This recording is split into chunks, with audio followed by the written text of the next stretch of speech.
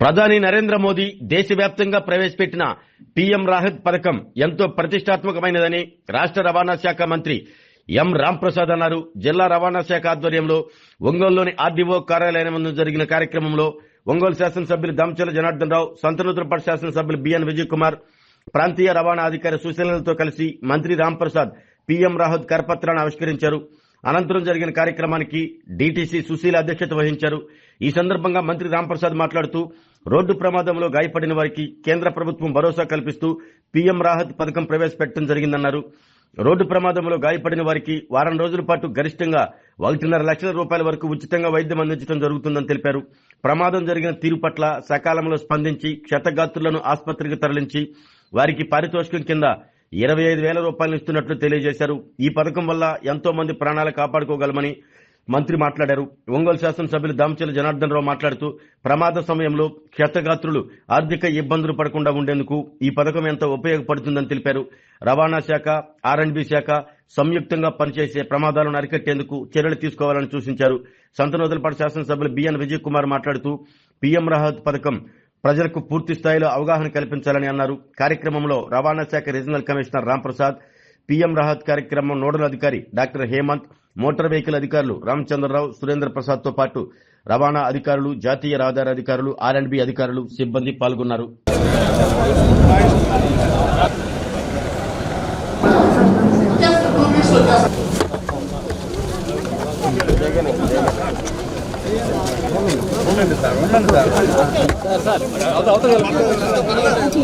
Sir కొద్ది side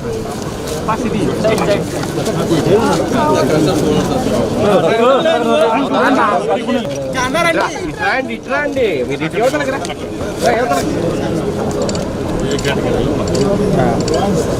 మళ్ళీ గెలపం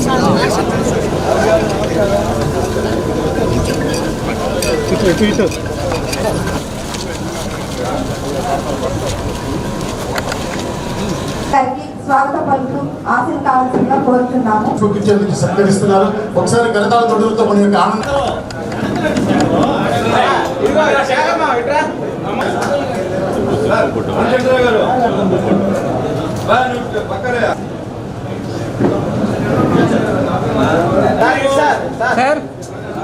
గౌరవనీయులు కింద నగదు లేని చికిత్స అనే దాని మీద పాంప్లెట్స్ ని రిలీజ్ చేయవలసిందిగా కోరుచున్నాం.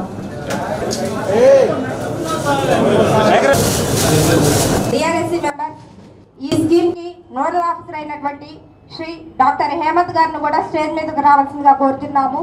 అట్లానే national highways authorities Shri Anil గారిని కూడా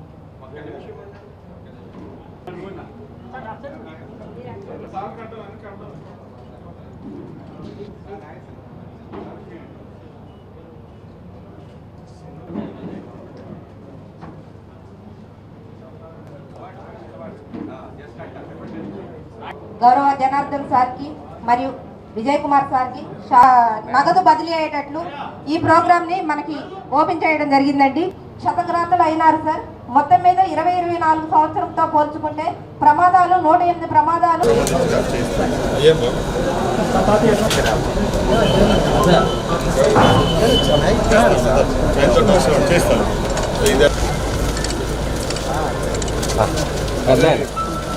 వెయిటింగ్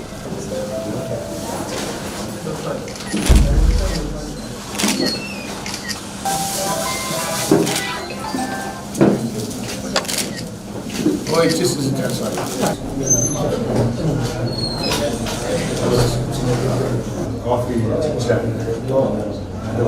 మళ్ళీ క్లాస్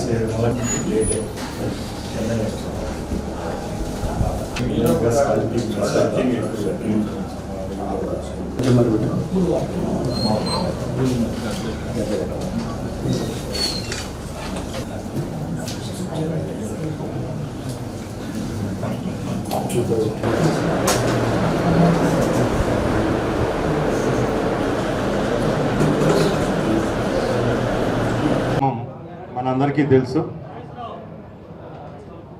గౌరవ ప్రధానమంత్రి శ్రీ నరేంద్ర మోడీ గారి ఆధ్వర్యంలో ప్రమాద బీమా ఏదైతే ప్రమాదం సంభవించినప్పుడు ఎవరైతే క్షతగాత్రులు ఉంటారో వారికి 7 రోజుల లోపల తక్షణ సహాయనార్థం పరిహారం ఏదైతే ఉందో దాన్ని భారతదేశ వ్యాప్తంగా 1.5 లక్షలుగా చేసి 7 రోజుల్లో ఎవరైతే హాస్పిటల్లో జాయిన్ అవుతామో ఆ 7 రోజుల లోపల వారికి నగదు బదిలీ చేసే విధంగా ఒక మంచి నిర్ణయం తీసుకోవడం జరిగింది. దీనివల్ల లక్షలాది మంది ఎవరైతే యాక్సిడెంట్ జరిగిన ఆ గోల్డెన్ టైం ఏదైతే గోల్డెన్ అవర్స్ అంటామో ఆ టైంలో చాలామంది మెరుగైన చికిత్స లేక 50% ఎప్పుడైతే యాక్సిడెంట్ జరుగుతుందో వాళ్ళు ప్రాణాలు కోల్పోవడం జరుగుతూ ఉంది. అలాంటప్పుడు ఇలాంటి మంచి పథకాలు తీసుకొని రావడం వల్ల చాలా కింద కుటుంబాలు ఎవరైతే ఆర్థికంగా మెరుగులేని కుటుంబాలకు మంచి జరుగుతుంది. ఈ పథకం తీసుకొని రావడంతో యావత్ భారతదేశంలో అన్ని రాష్ట్రాల్లో ఈ కార్యక్రమాన్ని ప్రవేశపెట్టడం ద్వారా ఇంకా రాబోయే కాలంలో అంతా మంచి జరుగుతుందని ఆశిస్తున్నాం. ముఖ్యంగా నేను ముందే చెప్పినట్టు ప్రమాదం జరిగినప్పుడు ఎప్పుడైతే ఆ ప్రమాదం జరిగిన ఆ క్షణాల్లో ఎవరికైతే మెరుగైన వైద్యం అందుతుందో ఆ గోల్డెన్ అవర్ అంటాము. ఆ గోల్డెన్ అవర్లో ఎప్పుడైతే అక్కడ దగ్గరలో ఉన్న హాస్పిటల్కి మనం తీసుకొని పోయి చికిత్స అందిస్తామో దానివల్ల 50% వాళ్ళ యొక్క లైఫ్ని సేవ్ చేసుకోవచ్చు. ఆ గోల్డెన్ అవర్ దాటిపోయిన తర్వాత చాలామంది ప్రాణాలు కోల్పోవడం జరుగుతుంది. దానిలో భాగంగానే గతంలో కూడా ఎవరైతే ప్రమాదం జరిగినప్పుడు అక్కడ చూసి అంబులెన్స్కి ఫోన్ చేస్తారో లేకపోతే వాళ్ళను హాస్పిటల్లో త్వరగా తీసుకొని పోయి అడ్మిట్ చేస్తారో వాళ్ళల్లో కూడా కొద్దిగా అపోహ ఉండేది. ఏమంటే మనం ఇక్కడ వాళ్ళని తీసుకొని పోయి అడ్మిట్ చేసినా లేకపోతే 108 ఫోన్ చేసినా 114 చేసినా కూడా రేపు ఆ కేసులో మనం ఇంక్లూడ్ చేస్తారేమో, రేపు మనం కోర్టుల చుట్టూ తిరగాల్సి వస్తుందేమో ఒక అపోహ ఉండేది. దానికోసం అలాంటి ఏ విధమైన సమస్యలు లేవనెత్తకుండా వాళ్ళని ఇంకా ఇప్పుడున్న చట్టాల ద్వారా ఇంకా 10 మందికి తెలిసే విధంగా వాళ్ళకు ఈ యొక్క నాగరిక ప్రపంచంలో వాళ్ళకు గుర్తింపు వచ్చే విధంగా 25,000 రూపాయలు కూడా ఇస్తామని చెప్పి ప్రభుత్వం తీసుకోవడం ఇది కూడా చాలా సంతోషదగ్గ విషయం. ఎందుకంటే చాలా గ్రామ సీమల్లో ఇలాంటి ప్రమాదాలు జరిగినప్పుడు మాకెందుకులేని చెప్పి చాలామంది పెడచెవును పెట్టి వెళ్ళిపోతూ ఉంటారు. అలాంటప్పుడు ఈ స్కీమ్ తీసుకొని రావడం వల్ల అలాంటి వాళ్ళు తప్పకుండా యాక్సిడెంట్ జరిగిన స్పాట్ నుంచి వాళ్ళను అంబులెన్స్లో ఎక్కివ్వడము లేకపోతే హాస్పిటల్ రష్ చేసి తీసుకొని పోవడం కూడా జరుగుతుంది. కాబట్టి ఇది కూడా మంచి పథకం అని చెప్పి అందరి ముందర తెలియజేసుకుంటున్నా. ఈరోజు రాష్ట్ర వ్యాప్తంగా కాదు భారతదేశ వ్యాప్తంగా ప్రమాదాల వల్ల ప్రాణాలు కోల్పోయే వాళ్ళు చాలామంది ఉన్నారు. ఇలాంటి మెరుగైన స్కీములు భారతదేశ ప్రభుత్వం వల్ల రాష్ట్రాలు అవలంబించడం వల్ల వాళ్లకు మంచి ఉద్దేశం కూడా ఉంది. కాబట్టి ఈ పథకాలంతా స్వాగతిస్తున్నామని సభాముఖంగా తెలియజేసుకుంటూ ఈరోజు పిఎం రాహత్ అనే స్కీమును మీ అందరి ముందర 2026ను లాంఛనంగా ఒంగోలులో ప్రారంభించడం కూడా మాకు చాలా సంతోషంగా ఉందని తెలియజేసుకుంటూ సెలవు తీసుకుంటున్నా. జై హింద్. దర్శి నందు ఐడిటిఆర్ అనేది పరిశోధనా కేంద్రం ఒకటి ఉంది సార్. అక్కడ అదంతా కూడా మనకి ప్రాసెస్ రన్నింగ్లో ఉంది సార్.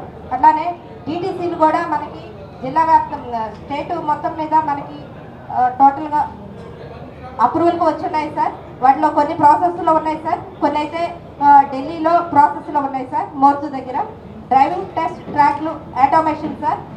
ప్రకాశం జిల్లాలో రీసెంట్గా 9/4 మనకి ఇక్కడ గ్రోత్ సెంటర్లో స్టార్ట్ అయింది సార్. ఆ ప్రాసెస్ కూడా మనకి ఎఫ్సీలో ఆఫీస్కి రాకుండా డైరెక్ట్గా ఏటీఎస్ సెంటర్ నందే మనకి ఎఫ్సీలు జరగడం కూడా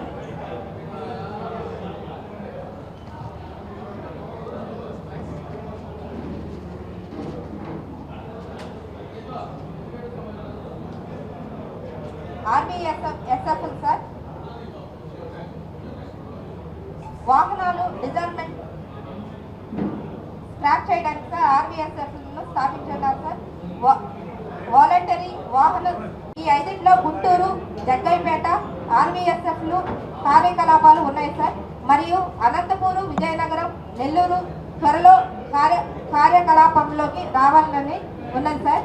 అట్లానే road safety month sir. Every year road safety మంత్ను మనం జనవరిలో మనము కండక్ట్ చేస్తున్నాం సార్. ఈ రోడ్ సేఫ్టీ మంత్లో ప్రతి ఒక్క వాహనదారులకు ఈ 5లో గుంటూరు, జగ్గైపేట ఆర్బీఎస్ఎఫ్లు కార్యకలాపాలు ఉన్నాయి సార్. మరియు అనంతపూరు, విజయనగరం, నెల్లూరు త్వరలో కార్యకలాపంలోకి రావాలని ఉన్నది సార్. అట్లానే road safety month sir. Every year road safety మంత్ను మనం జనవరిలో మనము కండక్ట్ చేస్తున్నాం సార్.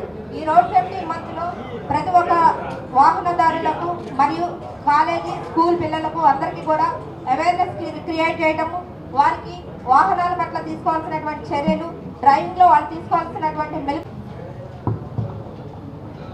ఈరోజు ఈ కార్యక్రమానికి సభా అధ్యక్షులు మన డిటిసిఓ సుశీల గారు, అదేవిధంగా ఈరోజు ఈ కార్యక్రమానికి ముఖ్య అతిథులు గౌరవనీయులు రాంప్రసాద్ రెడ్డి గారు, అదేవిధంగా సహచర శాసనసభ్యులు విజయ్ గారు, అదేవిధంగా శివరాం ప్రసాద్ గారు, ఇంకా ఇక్కడ విచ్చేసినటువంటి ప్రింట్ మీడియా, ఎలక్ట్రానిక్ మీడియా, మిగతా ఎవరైతే ఉన్నారో అందరికి కూడా పేరు పేరున నా నమస్కారాలు, అభినందనలు తెలియజేస్తున్నాం. ఈరోజు చాలా సంతోషం. ఒక మంచిది పిఎం రాహత్ కార్యక్రమాన్ని ఈరోజు మన ఒంగోలులో మినిస్టర్ గారు లాంచ్ చేయడం చాలా సంతోషమైన విషయం.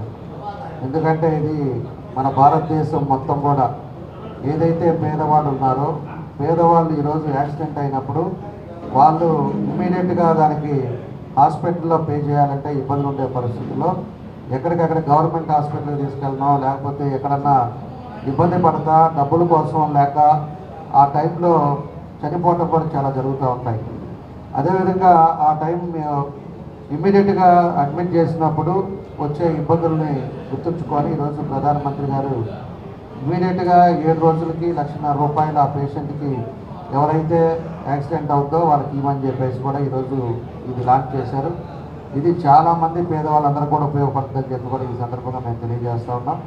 ఎందుకంటే పేదవాళ్ళకి ఎక్కువగా ఈరోజు గవర్నమెంట్ హాస్పిటల్ పోయాక ట్రీట్మెంట్ ఆ టైంకి డాక్టర్ లేకపోవచ్చు. ఈరోజు ప్రైవేట్ హాస్పిటల్స్ కూడా ఏ హాస్పిటల్కి వెళ్ళినా కూడా 7 days లోపల వాళ్ళకి ₹1,40,000 వాళ్ళకి ఇవ్వడం జరుగుతుంది. కాబట్టి ఇది ఒక మంచి స్కీమ్గా ఈరోజు దాన్ని మనం లాంచ్ చేస్తాం. ఈరోజు ఈ కార్యక్రమానికి సభా అధ్యక్షులు మన డిటిసిఓ సుశీల గారు, అదేవిధంగా ఈరోజు ఈ కార్యక్రమానికి ముఖ్య అతిథులు గౌరవనీయులు రాంప్రసాద్ రెడ్డి గారు, అదేవిధంగా సహచర శాసనసభ్యులు విజయ్ గారు, అదేవిధంగా శివరాం ప్రసాద్ గారు, ఇంకా ఇక్కడ విచ్చేసినటువంటి ప్రింట్ మీడియా, ఎలక్ట్రానిక్ మీడియా, మిగతా ఎవరైతే ఉన్నారో అందరికి కూడా పేరు పేరున నా నమస్కారాలు, అభినందనలు తెలియజేస్తున్నాం. ఈరోజు చాలా సంతోషం. ఒక మంచిది పిఎం రాహత్ కార్యక్రమాన్ని ఈరోజు మన ఒంగోలులో మినిస్టర్ గారు లాంచ్ చేయడం చాలా సంతోషమైన విషయం. ఎందుకంటే ఇది మన భారతదేశం మొత్తం కూడా ఏదైతే పేదవాళ్ళు ఉన్నారో, పేదవాళ్ళు ఈరోజు యాక్సిడెంట్ అయినప్పుడు వాళ్ళు ఇమ్మీడియట్గా దానికి హాస్పిటల్లో పే చేయాలంటే ఇబ్బందులు ఉండే పరిస్థితుల్లో ఎక్కడికక్కడ గవర్నమెంట్ హాస్పిటల్కి తీసుకెళ్ళడం, లేకపోతే ఎక్కడన్నా ఇబ్బంది పడతా డబ్బుల కోసం లేక ఆ టైంలో చనిపోవటం కూడా చాలా జరుగుతూ ఉంటాయి.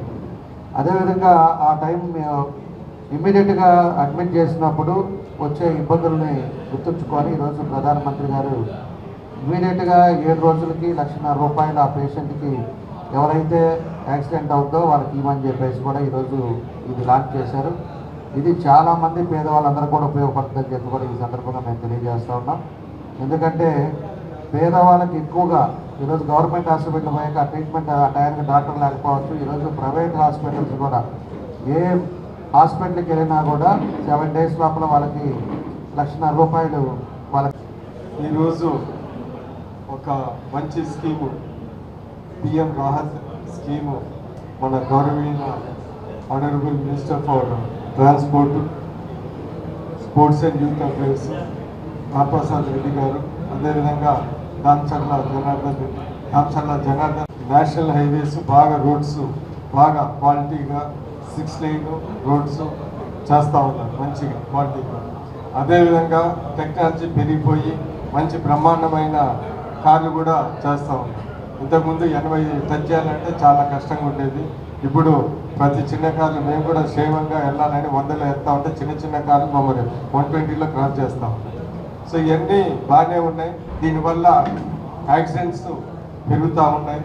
మరీ ముఖ్యంగా ఈ చిన్న మోటార్ సైకిల్స్, ఈ ఫాస్ట్ మూవింగ్ వెహికల్స్ వల్ల చాలా యాక్సిడెంట్స్ జరుగుతున్న విషయాలు మనం అందరం గమనిస్తూ ఉన్నాం.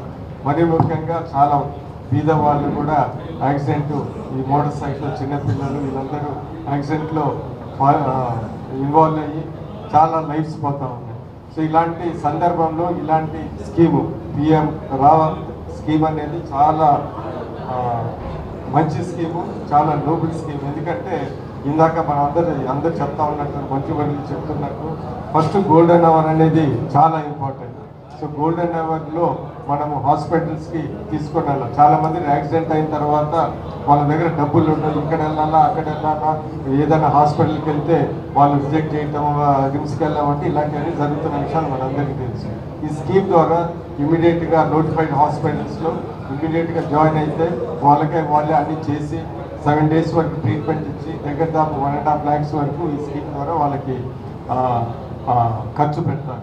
సో ఇదేంటిదంటే మోస్ట్ ఇంపార్టెంట్ ఏంటిదంటే మనం చాలా మంత్రివర్యులు చెప్తున్నట్టు ఇంతకుముందు మన రోడ్డు మీద ఎవరైనా ఇల్లు యాక్సిడెంట్ అయితే ఆయన హాస్పిటల్కి తీసుకొని వెళ్తే మనని కూడా కేసులో ఇరికిస్తారు, అలాంటి పరిస్థితులు ఉంటాయి. ఈ స్కీమ్ ద్వారా వాళ్ళకి ఎలాంటి ఇబ్బందులు లేకుండా వాళ్ళకి కూడా ఇన్సెంటివ్ కూడా ఒక 25,000 ఇన్సెంటివ్ కూడా ఇస్తున్న స్కీమ్ ఇది. సో అందుకని ఇది ఒక బ్రహ్మాండమైన స్కీము, ప్రజలకి దగ్గరున్న స్కీము, మంచి వెల్ఫేర్ స్కీము. ఇది ministry of MORT roads and transport government of India చేయటం, ప్రతి రాష్ట్రంలో ఇది ఇంప్లిమెంట్ చేయటం, మన రాష్ట్రంలో కూడా ఇది కూడా బ్రహ్మాండంగా. ఎందుకంటే మనకు already medical facilities CM relief fund ద్వారా ఇవన్నీ ఆరోగ్యశ్రీ ద్వారా మనం ఆల్రెడీ కొద్దిగా అడ్వాన్స్ ఉన్నాయి కాబట్టి మనము ఇవన్నీ ఇంటిగ్రేట్ చేసుకొని ఇంకా బ్రహ్మాండంగా ప్రజలకి సేవ చేయవచ్చని తెలియజేస్తా ఉన్నాను. ఇలాంటి నేషనల్ హైవేస్ బాగా రోడ్స్ బాగా క్వాలిటీగా 6 lane రోడ్స్ చేస్తూ ఉన్నారు మంచిగా క్వాలిటీగా. అదేవిధంగా అందరికీ నమస్కారం. ఈ పాత్రికేయ సమావేశానికి ఇచ్చేసిన పాత్రికేయ సోదరులకు, ఎలక్ట్రానిక్ మీడియా అలాగే ప్రింట్ మీడియా వాళ్ళకు, మా ట్రాన్స్పోర్ట్ సిబ్బందికి నమస్కారాలండి. ఈరోజు లాంఛనంగా భారతదేశ వ్యాప్తంగా ఏదైతే ట్రాన్స్పోర్ట్ రంగంలో మంచి పరిణామాలు సంభవించే విధంగా ఎవరైతే యాక్సిడెంట్ అయ్యి ఆర్థికంగా మంచి ట్రీట్మెంట్ లేకుండా ఎవరైతే కష్టపడతారో అలాంటి వాళ్ళ కోసం కేంద్ర ప్రభుత్వం నేతృత్వంలో గౌరవ ప్రధానమంత్రి గారు ఒక మంచి స్కీమ్ని తీసుకొని రావడం జరిగింది. ఆ స్కీమ్ పేరే పిఎం రాహత్ అంటారు. ముఖ్యంగా ఈ స్కీమ్ యొక్క ముఖ్య ఉద్దేశం ఏమంటే, ఎప్పుడైతే ప్రమాదం జరుగుతుందో ఆ ప్రమాదం జరిగిన 7 రోజుల్లో ఎవరైతే క్షతగాత్రులు అవుతారో ఆ యొక్క క్షతగాత్రునికి 1.5 లక్షల రూపాయలు నిధి ఏదైతే వారి యొక్క ట్రీట్మెంట్ కోసం, అత్యవసర చికిత్స కోసం అవసరమవుతుందో దాన్ని ప్రభుత్వం భరించే విధంగా ఈ స్కీమ్లో రూపొందించడం జరిగింది. దాన్నే ఈరోజు పిఎం రాహత్ అనే స్కీమ్గా నామకరణం చేశాము. ముఖ్యంగా దీనివల్ల ఎవరైతే పేద కుటుంబాలు ఉంటాయో వారికి చాలా మెరుగైన ఫలితాలు ఇస్తుందని ఆశిస్తున్నాం. ముఖ్యంగా అలాగే ఎప్పుడైతే ప్రమాదం సంభవిస్తుందో అప్పుడు ఆ గోల్డెన్ అవర్ అంటాం, ఆ గోల్డెన్ అవర్లో ఎవరైతే తగిన చికిత్స అందిస్తామో అప్పుడు వాళ్లకు ప్రాణాలు కాపాడుకునేదానికి మంచి అవకాశం ఉంటుంది. అలాంటప్పుడు ఎవరు ఎక్కడా భయపడకుండా ఆ దగ్గరలో ఉన్న హాస్పిటల్కి తీసుకొని పోతే 7 రోజుల వరకు గరిష్టంగా 7 రోజులు 1.5 లక్షలు పూర్తిగా ప్రభుత్వం చెల్లించే విధంగా దీంట్లో పొందుపరచడం జరిగిందని తెలియజేసుకుంటున్నా. అలాగే ఎప్పుడైనా యాక్సిడెంట్ జరిగినప్పుడు ఆ యాక్సిడెంట్కు ఫస్ట్ రష్ అయ్యే ఎవరైతే చూస్తారో వాళ్ళు కూడా కొన్ని అపోహలతో ఉంటారు. ప్రమాదం సంభవించినప్పుడు ఇది కేసు అవుతుందేమో, ఈ కేసు కావడం వల్ల పోలీసు వాళ్ళు మమ్మల్ని మాటిమాటికి పోలీస్ స్టేషన్కి పిలిచడము, మమ్మల్ని FIRలో మా పేర్లు పొందుపరుస్తారు అని చాలామందికి అపోహలు ఉన్నాయి. దాన్ని కూడా తోచిపుచ్చుతూ ఇప్పుడు ప్రభుత్వం కూడా మంచి నిర్ణయం తీసుకునింది. దానిలో భాగంగా ఎవరైతే ఈ ప్రమాదం సంభవించినప్పుడు ఆ క్షతగాత్రికి సహాయపడతారో ఆ మ్యాటర్ను తగిన పోలీస్ స్టేషన్కో లేకపోతే 112కో లేకుంటే 108కో ఫోన్ చేసి సమాచారం అందిస్తారో వారికి కూడా గుడ్ సమర్టేరియన్ అంటారు, వారికి కూడా 25,000 రూపాయలు నజరానాగా ఇస్తామని చెప్పి ప్రభుత్వం ఈ చట్టంలో పొందుపరిచిందని తెలియజేసుకుంటున్నా.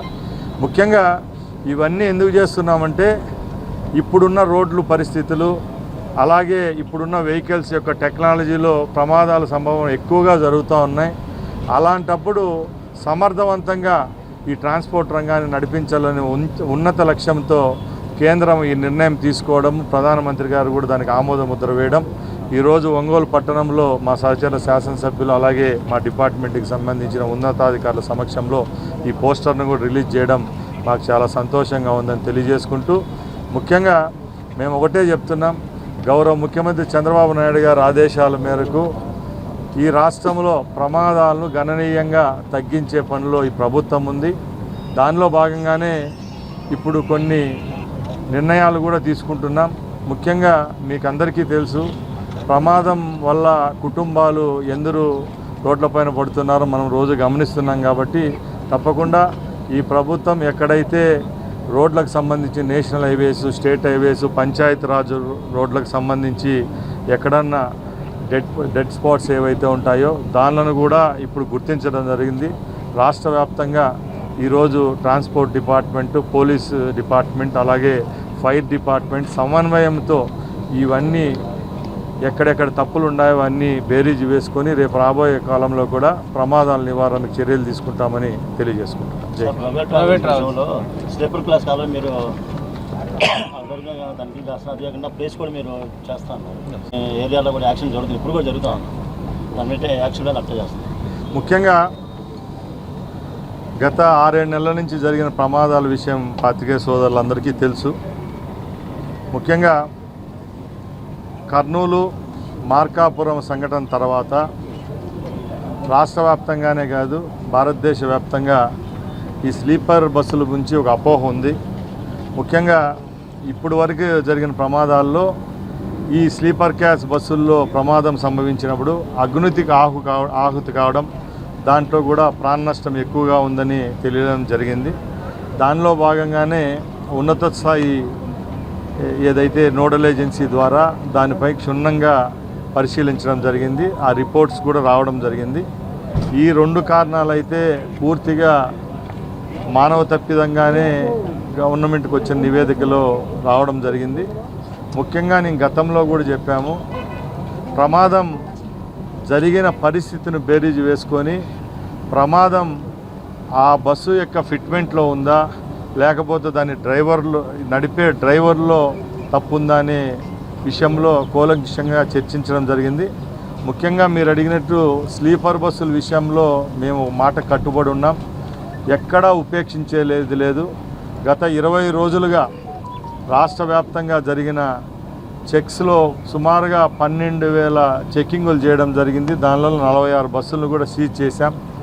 ముఖ్యంగా ఈరోజు ట్రాన్స్పోర్టర్స్ అందరికీ ఒకటే చెప్తున్నాం, ఈ ప్రభుత్వానికి కేవలం రాబడే కాదు ప్రయాణికుడి యొక్క ప్రాణం కూడా అంతకంటే ఎక్కువ. కాబట్టి ఎక్కడ రాబోయే కాలంలో ఇలాంటి దుశ్చర్యకు పాల్పడిన బస్సులను ఎక్కడ క్షమించలేము. అలాగే ఆ యాజమాన్యాలకు కూడా తగిన శిక్ష పడుతుందని చెప్పాం. ఇప్పుడు మేము ఎక్కువగా దృష్టి సాధించింది ఖచ్చితంగా 400-500 కిలోమీటర్లు ప్రయాణించే కాంట్రాక్ట్ క్యారేజెస్ బస్సులు ఏవైతే ఉన్నాయో దానిలలో తప్పకుండా 2 డ్రైవర్లను తప్పకుండా నియమించాలని చెప్పి ట్రాన్స్పోర్ట్ డిపార్ట్మెంట్ వారు ఎవరైతే యాజమాన్యాలు ఉన్నారో వాళ్ళందరికీ ఆదేశించడం జరిగింది. దానిలో భాగంగా 2 డ్రైవర్లను నిర్దిష్టంగా ఆ బస్సులో ఉండే విధంగా చర్యలు తీసుకుంటున్నాం. అలాగే ఇప్పుడు కొత్తగా వచ్చే 22 అంటే 2022 తర్వాత వచ్చే కొత్త బస్సులు అన్నింటిలో కొత్త టెక్నాలజీ ఉపయోగించుకోవడం జరిగింది. దానిలో భాగంగా ఫైర్ ఎక్స్టింగ్విషర్ అయితేనేమి, ఫైర్ సేఫ్టీ అయితేనేమి, అలారం అయితేనేమి, అక్కడ అమర్చిన ఎమర్జెన్సీ ఎగ్జిట్ విషయంలో అయితే అన్ని దాంట్లో క్షుణ్ణంగా పరీక్షించిన తర్వాత అవన్నీ బాగున్నాయి. ముఖ్యంగా 2022కు ముందు ఉన్న బస్సుల్లో కూడా ఎక్కడ చిన్న పొరపాట్లున్నా కూడా బస్సులను సీజ్ చేస్తున్నాం. ముఖ్యంగా బస్సులను రద్దు చేయడం పెద్ద పని కాదు, ఎందుకంటే భారతదేశ వ్యాప్తంగా 10,000 బస్సులు ఆల్మోస్ట్ మన భారతదేశ వ్యాప్తంగా స్లీపర్ బస్సులు ఉన్నాయి. కొన్ని చట్టంలో ఉన్న పరిస్థితులు బట్టి కేంద్రానికి కూడా మేము ఇక్కడి నుంచి నివేదికలు పంపాం. దాని మీద నివేదిక వచ్చే వరకు వెయిట్ చేస్తాం. అలాగని చెప్పి ఇలాంటి ప్రమాదాలు జరిగేటప్పుడు ఉపేక్షించే పరిస్థితి లేదు. పాత బస్సులు కూడా క్షుణ్ణంగా ఏవైతే ఎమర్జెన్సీ ఎగ్జిట్లు మెయింటైన్ చేస్తున్నారో మా బైలా ప్రకారమో మా డిపార్ట్మెంట్ యొక్క రూల్ ప్రకారమో అవి ఉంటేనే బస్సులు రోడ్లపైకి అలౌ చేయడం జరుగుతుంది తప్పక ఎక్కడ ఏ విధమైన పొరపాటు ఉన్నా కూడా ఆ బస్సులను అయితే సీజ్ చేస్తానని చెప్పి తెలియజేసుకుంటున్నాం. సార్ ఓవర్లోడ్స్ గ్రానైట్స్ కానీ ఇవన్నీ ఓవర్లోడ్స్ అధికంగా యాక్సిడెంట్లు జరుగుతుంది. ముఖ్యం ఇక్కడ పాత్రికేయ సమావేశం ఏర్చుకునేది కూతవేట్ నుండి నేషనల్ హైవే ఏదైతే మన భారతదేశంలోనే అత్యున్నతమైన రోడ్డు ఇది. ముఖ్యంగా ఈ రోడ్లోనే ట్రాన్స్పోర్టేషన్ ఎక్కువ ఇసుక లారీలు అలాగే గ్రానైట్కి సంబంధించి ట్రాన్స్పోర్టేషన్ ఇక్కడే ఉంది. ఈ రాష్ట్రంలోనే కాక భారతదేశంలో ముఖ్యమైన పోర్ట్స్ అన్నీ ఇదే సముదాయంలో ఉన్నాయి కాబట్టి ట్రాన్స్పోర్ట్ డిపార్ట్మెంట్కి సంబంధించి అధికారులు ఓవర్లోడ్పై క్షుణ్ణంగా ప్రతి ఒక్కసారి పర్యవేక్షిస్తున్నారు. మేము కూడా ఇప్పుడు అధికారులకు ఒకటే చెప్తున్నాం, ఎక్కడైనా కూడా ఇలాంటి ప్రమాదాలు జరిగినప్పుడు మన డిపార్ట్మెంట్ యొక్క బాధ్యత ఉంటుంది. ప్రతి ఒక్కరు డిపార్ట్మెంట్నే ప్రశ్నిస్తారు కాబట్టి తప్పకుండా ఓవర్లోడ్ అనే దానిలను ఎక్కడ ఉపేక్షించము. అలాంటి దానికి ఎవరైనా పాల్పడినా కూడా తప్పకుండా చర్యలు అయితే ఉంటాయని తెలియజేసుకుంటాం. ఆంధ్రాలోనే రిజిస్ట్రేషన్ చేసుకోవాలనే కొత్త నిబంధన అంటే మీ రాష్ట్ర ప్రభుత్వం అడిగిన దాని మేరకు కేంద్ర ప్రభుత్వం ఏదో ఆమోదించినట్లు తెలుస్తుంది సార్. ఇంప్లిమెంటేషన్ ఎప్పుడు చేస్తారు? కంపల్సరీ బస్సులు రిజిస్ట్రేషన్ కంపల్సరీ ఆంధ్ర రిజిస్ట్రేషన్ 14 నుంచి ఆంధ్రాలోనే రిజిస్ట్రేషన్ చేసుకోవడం కాదు సార్, ప్రతి 60 రోజులకి అంటే 2 నెలలకు ఒకసారి భారతదేశ వ్యాప్తంగా రాష్ట్రాల పరిధికి కొన్ని చట్టాలు ఉంటాయి. దానిలో భాగంగానే గతంలో 40-50 సంవత్సరాలుగా ఆల్ ఇండియా పర్మిట్లు అనే ఒక పర్మిట్ ఉంటుంది. భారతదేశంలో ఉన్న అన్ని రాష్ట్రాలకు కేంద్రపాలిత ప్రాంతాలకు సంబంధించి రిజిస్ట్రేషన్లు ఉండేవి. ఇప్పుడు మనం ఏదైతే ఆంధ్రప్రదేశ్కి సంబంధించి అయితే మేము ఈ బస్సులు ఓనర్లందరికీ చెప్పడం ఒకటే చెప్పాము, మన రాష్ట్రం నుంచి ఆపరేట్ చేసేవారు తప్పకుండా మన రాష్ట్రంలో రిజిస్టర్ చేసుకోవాలి. మీరు ఈ రాష్ట్రంలో రిజిస్టర్ చేసుకోనప్పుడు మీరు ఏ రాష్ట్రంలో అయితే రిజిస్టర్ చేసుకుంటారో కేంద్రపాలిత ప్రాంతమైనా ఏ రాష్ట్రమైనా మీరు తప్పకుండా 60 రోజులకు ఒకసారి ఆ రాష్ట్రానికి పోయి ఆ బస్సును మళ్ళీ ఫిట్మెంట్ చెక్ చేసుకొని అక్కడే అక్కడ ఏదైతే ట్యాక్స్ కట్టాలో అక్కడ కట్టి వస్తున్నారు. ఆ సమస్యలు ఎక్కడా లేవనెత్తకుండా ఆ రాష్ట్రాలతో సమానంగా ఇక్కడ కూడా ట్యాక్స్ తగ్గిస్తాము. ఆ ఫైల్ను కూడా గౌరవ ముఖ్యమంత్రి గారి దగ్గర పెట్టడం జరిగింది. త్వరలోనే తీపి కబురు వస్తుంది. తప్పకుండా ఏ యొక్క ట్రాన్స్పోర్ట్కి సంబంధించి కాంట్రాక్ట్ క్యారియర్కి సంబంధించి ఎవరికి సమస్య లేవనెత్తకుండా ఆంధ్ర రాష్ట్రంలో ఉన్న ఓనర్స్ ఇక్కడే రిజిస్టర్ చేసుకునే విధంగా వెసులుబాటు కల్పించేదానికి త్వరలోనే నిర్ణయం తీసుకుంటాం. ఆదాయం కూడా పెరిగింది కదా సార్ రాష్ట్రానికి, ఎట్లా ఆడియో డిపార్ట్మెంట్ ఆంధ్ర రాష్ట్రంలో తీసుకుంటే ఆదాయం కూడా పెరుగుతుంది. మళ్ళీ దాన్ని ఎందుకు విస్మరించేదేం కాదండి. యాక్చువల్గా సెంట్రం ఇక్కడ పాత్రికేయ సమావేశం ఏర్చుకునేది కూతవేట్ నుండి నేషనల్ హైవే ఏదైతే మన భారతదేశంలోనే అత్యున్నతమైన రోడ్డు ఇది. ముఖ్యంగా ఈ రోడ్లోనే ట్రాన్స్పోర్టేషన్ ఎక్కువ ఇసుక లారీలు అలాగే గ్రానైట్కి సంబంధించి ఇక్కడ పాత్రికేయ సమావేశం ఏర్చుకునేది కూతవేట్ నుండి నేషనల్ హైవే ఏదైతే మన భారతదేశంలోనే అత్యున్నతమైన రోడ్డు ఇది. ముఖ్యంగా ఈ రోడ్లోనే ట్రాన్స్పోర్టేషన్ ఎక్కువ ఇసుక లారీలు అలాగే గ్రానైట్కి సంబంధించి ట్రాన్స్పోర్టేషన్ ఇక్కడే ఉంది. ఈ రాష్ట్రంలోనే కాక భారతదేశంలో ముఖ్యమైన పోర్ట్స్ అన్నీ ఇదే సముదాయంలో ఉన్నాయి కాబట్టి ట్రాన్స్పోర్ట్ డిపార్ట్మెంట్కి సంబంధించి అధికారులు ఓవర్లోడ్పై క్షుణ్ణంగా ప్రతి ఒక్కసారి పర్యవేక్షిస్తున్నారు. మేము కూడా ఇప్పుడు అధికారులకు ఒకటే చెప్తున్నాం, ఎక్కడైనా కూడా ఇలాంటి ప్రమాదాలు జరిగినప్పుడు మన డిపార్ట్మెంట్ యొక్క బాధ్యత ఉంటుంది. ప్రతి ఒక్కరు డిపార్ట్మెంట్నే ప్రశ్నిస్తారు కాబట్టి తప్పకుండా ఓవర్లోడ్ అనే దానిలను ఎక్కడ ఉపేక్షించము. అలాంటి దానికి ఎవరైనా పాల్పడినా కూడా తప్పకుండా చర్యలు అయితే ఉంటాయని తెలియజేసుకుంటాం. ఆంధ్రాలోనే రిజిస్ట్రేషన్ చేసుకోవాలనే కొత్త నిబంధన అంటే మీ రాష్ట్ర ప్రభుత్వం అడిగిన దాని మేరకు కేంద్ర ప్రభుత్వం ఏదో ఆమోదించినట్లు తెలుస్తుంది సార్. ఇంప్లిమెంటేషన్ ఎప్పుడు చేస్తారు? కంపల్సరీ బస్సులు రిజిస్ట్రేషన్ కంపల్సరీ ఆంధ్ర రిజిస్ట్రేషన్ 14 నుంచి ఆంధ్రాలోనే రిజిస్ట్రేషన్ చేసుకోవడం కాదు సార్, ప్రతి 60 రోజులకి అంటే 2 నెలలకు ఒకసారి భారతదేశ వ్యాప్తంగా రాష్ట్రాల పరిధికి కొన్ని చట్టాలు ఉంటాయి. దానిలో భాగంగానే గతంలో 40-50 సంవత్సరాలుగా ఆల్ ఇండియా పర్మిట్లు అనే ఒక పర్మిట్ ఉంటుంది. భారతదేశంలో ఉన్న అన్ని రాష్ట్రాలకు కేంద్రపాలిత ప్రాంతాలకు సంబంధించి రిజిస్ట్రేషన్లు ఉండేవి. ఇప్పుడు మనం ఏదైతే ఆంధ్రప్రదేశ్కి సంబంధించి అయితే మేము ఈ బస్సులు ఓనర్లందరికీ చెప్పడం ఒకటే చెప్పాము, మన రాష్ట్రం నుంచి ఆపరేట్ చేసేవారు తప్పకుండా మన రాష్ట్రంలో రిజిస్టర్ చేసుకోవాలి. మీరు ఈ రాష్ట్రంలో రిజిస్టర్ చేసుకోనప్పుడు మీరు ఏ రాష్ట్రంలో అయితే రిజిస్టర్ చేసుకుంటారో కేంద్రపాలిత ప్రాంతమైనా ఏ రాష్ట్రమైనా మీరు తప్పకుండా 60 రోజులకు ఒకసారి ఆ రాష్ట్రానికి పోయి ఆ బస్సును మళ్ళీ ఫిట్మెంట్ చెక్ చేసుకొని అక్కడే అక్కడ ఏదైతే ట్యాక్స్ కట్టాలో అక్కడ కట్టి వస్తున్నారు. ఆ సమస్యలు ఎక్కడా లేవనెత్తకుండా ఆ రాష్ట్రాలతో సమానంగా ఇక్కడ కూడా ట్యాక్స్ తగ్గిస్తాము. ఆ ఫైల్ను కూడా గౌరవ ముఖ్యమంత్రి గారి దగ్గర పెట్టడం జరిగింది. త్వరలోనే తీపి కబురు వస్తుంది. తప్పకుండా ఏ యొక్క ట్రాన్స్పోర్ట్కి సంబంధించి కాంట్రాక్ట్ క్యారియర్కి సంబంధించి ఎవరికి సమస్య లేవనెత్తకుండా ఆంధ్ర రాష్ట్రంలో ఉన్న ఓనర్స్ ఇక్కడే రిజిస్టర్ చేసుకునే విధంగా వెసులుబాటు కల్పించేదానికి త్వరలోనే నిర్ణయం తీసుకుంటాం. ఆదాయం కూడా పెరిగింది కదా సార్ రాష్ట్రానికి. ఎట్లా ఆర్డీ డిపార్ట్మెంట్ ఆంధ్ర రాష్ట్రంలో తీసుకుంటే ఆదాయం కూడా పెరుగుతుంది. మళ్ళీ దాన్ని ఎందుకు విస్మరించేదేం కాదండి. యాక్చువల్గా సెంట్రల్ లా ప్రకారం మనకి ఎప్పటి నుంచో ఆల్ ఇండియా పర్మిట్ అనే ఒకటి ఉండేది. ఇప్పుడు ఆంధ్రాలో రిజిస్టర్ చేసుకునే మనం కర్ణాటకకు పోల్సిందే కదా. ఓనర్స్ మన ఆంధ్రాలో ఉన్నా కూడా వాళ్ళు ఆపరేట్ చేసేది కర్ణాటకనో తెలంగాణ నుంచో చెన్నై. దానివల్ల కేంద్ర పాలిత ప్రాంతాల్లో రిజిస్ట్రేషన్ చేసుకోవడం అనేది ఎలాంటి జరుగుతుంది మీరు స్టడీ చేసుకుంటారు? ఇప్పుడు చేసాము. ఇప్పుడే బహిరంగంగా దాన్ని చెప్పాల్సిన పని లేదు, ఇంకోటి లేదు సార్. మీరు స్టడీ చేసుకుంటారు. దానివల్ల ప్రజల ప్రాణాలు ప్రమాదాలకు గురవుతుంది సార్. ఒకటి సార్, మనం అనేది భారతదేశం అంతా ఒక గొడుగే. ఇప్పుడు ఒకవేళ అరుణాచల్ ప్రదేశ్, నాగాల్యాండ్ లేకపోతే కర్ణాటక బస్సు ఆ రిజిస్ట్రేషన్ అంత మాత్రాన ప్రమాదాలు జరగవని ఎక్కడా లేదు. ప్రమాదాలకు 2 ఉన్నాయి. ఒకటి బస్సు యొక్క ఫిట్మెంట్, ఒకటి అది టోటల్గా మా డిపార్ట్మెంట్ పరిధి ఉంది. దాంట్లో ఏ తప్పు జరిగినా కూడా 100% డిపార్ట్మెంట్ బాధ్యత తీసుకుంటుంది. రెండోది హ్యూమన్ ఎర్రర్ అనేది ఒకటి ఉంటుంది. హ్యూమన్ ఎర్రర్ అంటే దాని వాహనదారుడు ఎవరైతే ఉంటాడో వానికి ఖచ్చితంగా వాళ్ళ యొక్క తప్పిదాల వల్ల యాక్సిడెంట్ జరుగుతున్నాయి. మొన్న వచ్చిన లేటెస్ట్ నివేదిక వల్ల మార్కాపురము అలాగే ఏదైతే కర్నూలులో జరిగిన 2 ఇన్సిడెంట్లో హ్యూమన్ ఎర్రర్. కర్నూలు ఇన్సిడెంట్లో అయితే 19 వాహనాలను 19 నిమిషాల్లో 19 బస్సులు క్రాస్ అయిపోయి ఆ స్కూటర్ను తప్పించాయి. ఏదైతే యాక్సిడెంట్ అయిన బస్సు ఆయనకు సుమారుగా 250 మీటర్లు కొట్టుకొని వెళ్ళిపోయినారు. సేమ్ అది అట్లే జరిగింది. ఇక్కడ మార్కాపురం విషయానికి వస్తే బస్సు లారీ కింద నుంచి పైకి ఎక్కువ వస్తుంది, బస్సు పైన నుంచి స్టీప్లోకి వస్తుంది. ఇది చెప్పాము, బాక్స్ పెట్టమని చెప్పాము, కంప్లైంట్ బాక్స్ కూడా. ఎవరి మీద అట్లా కలెక్షన్లు ఎక్కువ చేసినా లేకపోతే దాంట్లో ఏదన్నా తప్పులు చేసినా, ఇప్పుడు కొన్ని కంప్లైంట్స్ వస్తున్నాయి, ఈ రోజు చేయడం లేదు మళ్ళీ వారానికి పోతే చేసి ఇస్తాను అని చెప్పి అడుగుతాను. ఇవన్నీ వచ్చినాయి మా దగ్గర. అలాగా సార్, బాగాలేకపోతే ప్రతిదానికి ఒక రేటు పెట్టి చేసేదానికంటే ఇది ఇక్కడ గవర్నమెంట్ పరంగా అయితే తప్పకుండా గవర్నమెంట్ పరంగా అయితే ఇది బాగాలేదు పోయి చేయించుకోమని చెప్తారు. జగన్మోహన్ రెడ్డి ప్రతి మీటింగ్లో అంటే వివిఎం ద్వారా అంటే మాయమే గెలిపింది కానీ వివిఎం ద్వారా గెలిచారని అదే మాట మాట్లాడారు. అది కాకుండా మనం కూడా మాట్లాడారు ఈవీఎం ద్వారా గెలిచారు. అది కాకుండా పోలీసుల మీద కూడా కొంచెం అక్రమ కేసులు అయింది.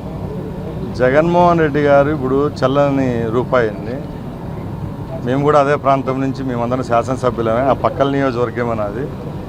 2019లో జగన్మోహన్ రెడ్డి గారు కూడా ఇదే ఈవీఎంల ద్వారా గెలిచి ముఖ్యమంత్రి అయినాడు. అంటే మాయమే గెలిపింది కానీ వివిఎం ద్వారా గెలిచారని అదే మాట మాట్లాడారు. అది కాకుండా మనం కూడా మాట్లాడారు ఈవీఎం ద్వారా గెలిచారు. అది కాకుండా పోలీసుల మీద కూడా కొంచెం అక్రమ కేసులు అయింది. జగన్మోహన్ రెడ్డి గారు ఇప్పుడు చల్లని రూపాయి అండి. మేము కూడా అదే ప్రాంతం నుంచి మేమందరం శాసనసభ్యులమే. ఆ పక్కల నియోజకవర్గం అది. 2019లో జగన్మోహన్ రెడ్డి గారు కూడా ఇదే ఈవీఎంల ద్వారా గెలిచి ముఖ్యమంత్రి అయినాడు. 5 సంవత్సరాలు పదవి అనిపించినారు.